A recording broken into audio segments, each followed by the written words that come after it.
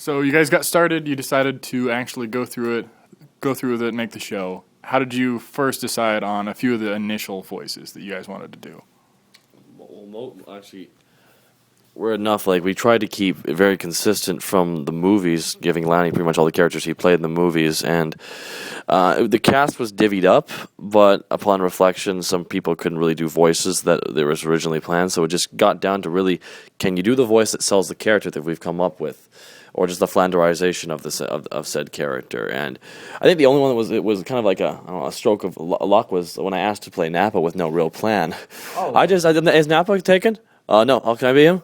Yeah. Okay. Cool. Sweet. And then you came up with this this character for Nappa. I have no idea what you mean. Nope. But yeah, just that first night when we were like talking about all this, I mean, I hadn't yet played him, but I really wanted to play Vegeta because I always felt that I had a really good like impersonation of the Funimation dub, and Kaiser and Taka both agreed, and it was kind of settled on that.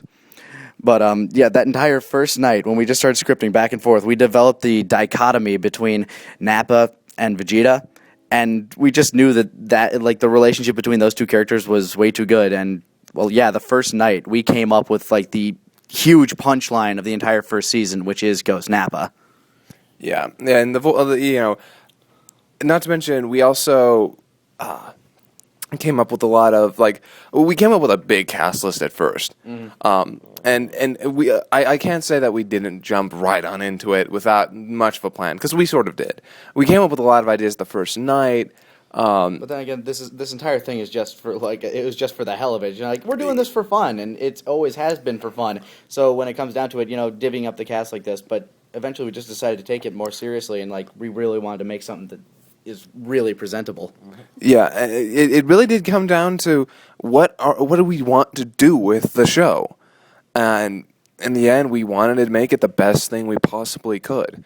We wanted to get as many talented people in and see what we could make. It's been a passion of ours to make sure that this show is funny, it's entertaining, it's well written, and that our passion really shows through our performances and through the work we do. And it's just so great that not only do all the people that we work with extremely talented, we really love working with them, but they're all just such great friends too. I mean, just working with such amazing people who are not necessarily always alike in like the way we think, but we're all friends. I mean, late at night we'll just be shooting the shit online, just doing nothing, maybe playing some Team Fortress 2 or something. Team Fortress 2 being the only game we all collectively own, because it was $10, because we are all very poor people. You have another question? So tell us a little about the trials and tribulations of getting it off the ground, and like some of the problems maybe you've ran into with getting episodes pulled and stuff like that. What we do is very gray in the couple. What we're doing is not technically illegal, but not technically legal. So it's the ultimate call from the people who own it, and we get caught in the crossfire of it. And overall, we I like Dragon Ball Z when I was a kid. We want everyone to remember Dragon Ball Z. Some people don't even watch Dragon Ball Z and just watch our show, which is to them, I mean, getting it off, it's a bit heartbreaking when we see something get pulled, but we know, deep down inside, some other people re-uploaded it or somewhere or whatnot, and it keeps it going. There's a reload of episode 1, almost up to 1 million views now on YouTube. And there was another one that was up to 800 before it got pulled. It's just like, it'll just keep getting reposted, and people will search for it and stuff. It was kind of funny. The first time our episodes got pulled en masse, I was actually out of town, and I was just staying at a friend's house. And I wake up one morning, and I always mute my phone when I go to bed. I wake up, and I have about 12 missed calls. And I turn on my phone, and I call, and they're all from Lanny and Taka. And so I call, who did I call? Was it Taka? You called, I believe you called me. I called Lanny. Why did and you call me? Because Lanny was the last one to call and was the quickest. Okay. There. Lanny's quick, So Lanny, I call Lanny, and the first thing I say after he picks up is, our episodes better have been pulled if you're going to call me 12 times at night. To which I replied, funny story. Yeah, it was all just a huge shock. I mean, we've always had a pretty good rapport with the Funimation people. They generally won't acknowledge us, but we like to think that we help them by, promoting the brand of Dragon Ball Z. Toei Animation, on the other hand, I don't think they quite understand exactly what we do. We aren't trying to steal from them. We aren't trying to profit off their brand. We're just a bunch of fans making something that, it's generally a parody, Yeah.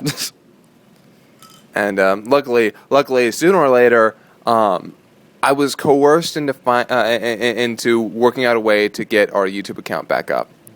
And it came back up after we made a sub account, which is now basically had a couple, which had almost 100,000 subscribers. Yeah, 50. Our sub account shot back up to 40,000 before we finally got the original account back up. Due in part to Little Karibo posting a video telling us where the new account is, which we really appreciated, incredibly so. But one of the main boons that we had was we finally got a site up, which pulls a lot of traffic now. It definitely gets a lot of people watching our show. If an episode goes down before we can get it back up, they can go to our site and watch it there. So we have 2 ways for people to watch the episodes, which is good for us. We want to make sure that people can watch it and continue to be entertained. So for the most part, the biggest issues we've had is episodes getting pulled. So when you guys aren't working on Team 4-Star stuff, what do you guys generally do other than Team Fortress? Like work? Yeah. My day job is I work in a machining shop and I make elevator handrail paraphernalia. Speaking of which, did your place supply the elevator handrails for this place? No, it did not. It was the other place. This place does the hook ones. We actually just do the clamp straight onto the wall ones. But no, I work now on an industrial grade laser, and I made about 4,500 buttons last week, which was 0 to 1 to 2, all being sent to Italy. So pretty much all the buttons in Italy in the past 2 years would be made by me. Interesting enough. For the most part, I actually do freelance graphics design. I work on commission. Basically, people ask me to help them with their websites or help them with just small little advertising things here and there. But yeah, I work on commission. I've been between jobs. I know that makes me sound like I'm not working right now, but for the most part, I am sort of the kind of the person who likes to. If I'm not going to have the job I want, I'd rather work for myself. Keep busy. Yeah, I'm generally the same way about that. I'm currently still a student going to get my degree. I work part-time at a movie theater, which kind of helps because I also like to make a lot of videos just, of my personal stuff on the internet. Some stuff for a site called That Guy with the Glasses. Other stuff I just do like a random vlog. I'll do a lot of movie reviews. And since I work at a movie theater, hey!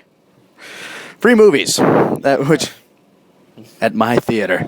I can get you guys in. Either way, just come to Minnesota.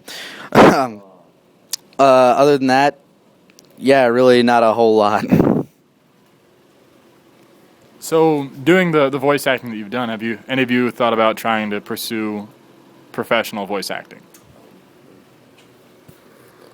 I've actually been in the anime midstream dub of Zetai Raijin Rekano. It's I think the DVD is going to be thrown at me here in about 5 seconds. I'm in this thing as a character on the back there. I am the googly-eyed bottle of booze, and I talk like a Pokemon. And I'd personally love to get into it. I live in Vancouver, but I'm just not in a place in my life right now where I can actively pursue it, because you have to have such an open schedule, because it's not easy to get into. It's very, very competitive. And if I'm going to go at it, I'm going to go at it with all the knowledge I can, and not just going there. I'm going to do it for a living. That doesn't work that way. But Kaiser? Well, as I grew up, as I said, voice acting's always been something that I've really enjoyed. But, as I've grown up, I found that my strengths lie in video editing and image manipulation and graphics design. Well, I like to have faith in my own ability to act, especially since I, have the goal to cast myself as something in the show. How dare you? You only spend, 80 hours on an episode? Well, regardless, I do love acting. It is something that is incredibly fun. And I constantly want to try to improve, enunciation, emotion. I want to make sure that I am a good actor, and the idea of working professionally is thrilling to me. To pursue that would take a lot of time and energy that I would love to set aside. But until I can, as silly as this is going to sound, working on this show, I don't think I could give up this show just yet.